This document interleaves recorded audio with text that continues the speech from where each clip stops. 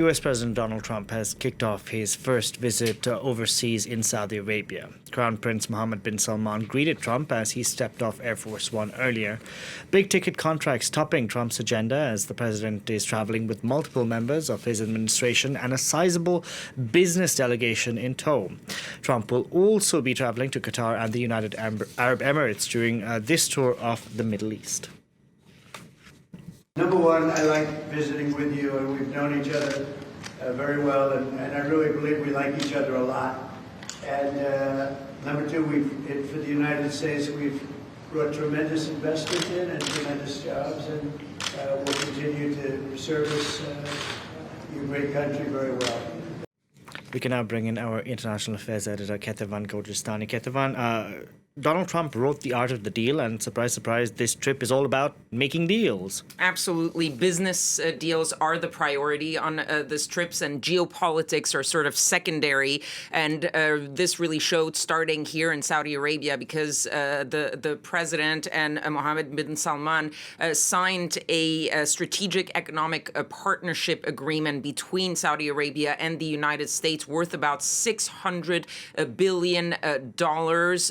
So the sort of agreement is a wide-ranging agreement that involves energy, defense, mining, and, of course, business deals, investments from one country to the other, and vice versa, including, of course, I mentioned defense, something the White House is calling the largest defense sales agreement in history, nearly $142 billion of U.S. state-of-the-art military equipment being sold to Saudi Arabia. And Saudi Arabia is not the only one, of course. Qatar pledging about $200 to $300 billion in deals and investments, including probably a $2 billion deal for the U.S. to sell its Reaper drones, as well as, of course, this much talked about possible gift from Qatar to Donald Trump, this $400 million Boeing 747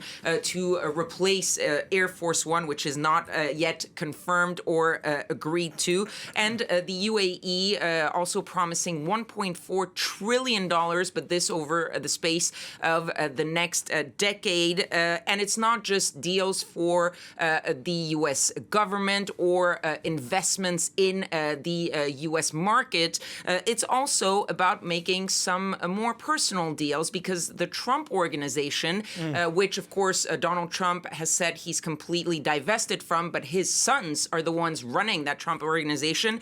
And just in the past few weeks and months, they've announced a high-rise building in Saudi Arabia, a luxury hotel deal in the UAE, a golf course and resort in Qatar. So it's all about making deals for the country, but also for the people around in the sort of Donald Trump orbit.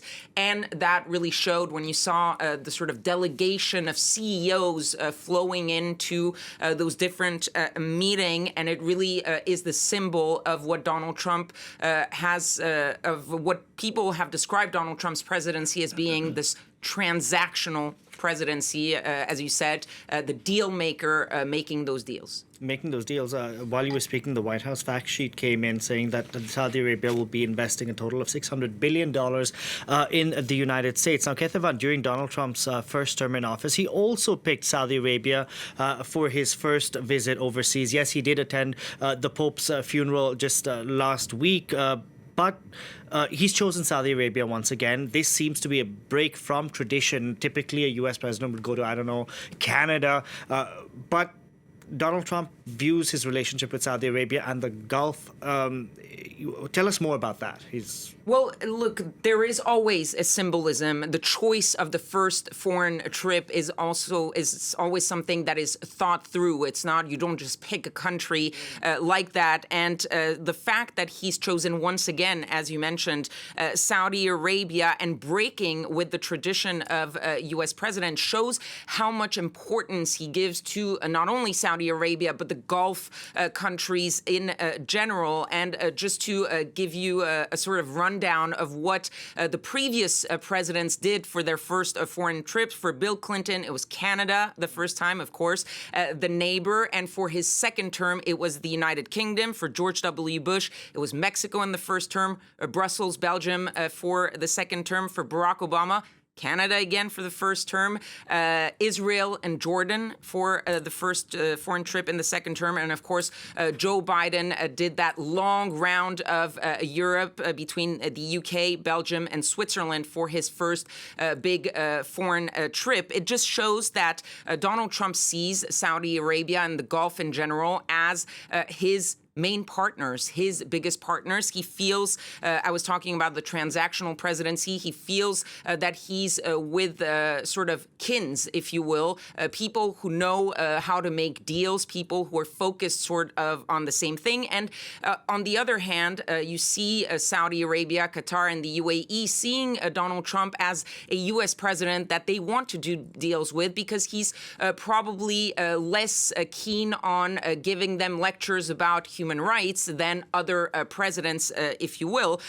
Also, one thing that has to be said is that, yes, of course, deals are very important whether you're talking about also energy, defense, security, but these countries are also increasingly playing a very important role in world geopolitics, and we've seen that in recent months. Saudi Arabia was the venue for those first big talks between the U.S. and Russia. Qatar is the go-between when it comes to negotiations between Israel and Hamas. And we saw that the U.S. indirectly dealt with Hamas a little bit through Qatar for all these questions, and the UAE also a little bit less than the two others, but they brokered, for example, a massive prisoner swap between Ukraine and Russia, and they were also very key and coordinated. For example, the release of Brittany Griner, if you remember, that U.S. basketball player that was released from Russia back in 2022. So these are people that Donald Trump believes he can not only do deals with, but that can help him in achieving some geopolitical goals. Thank you very much for that, Kethevane Gorjestani.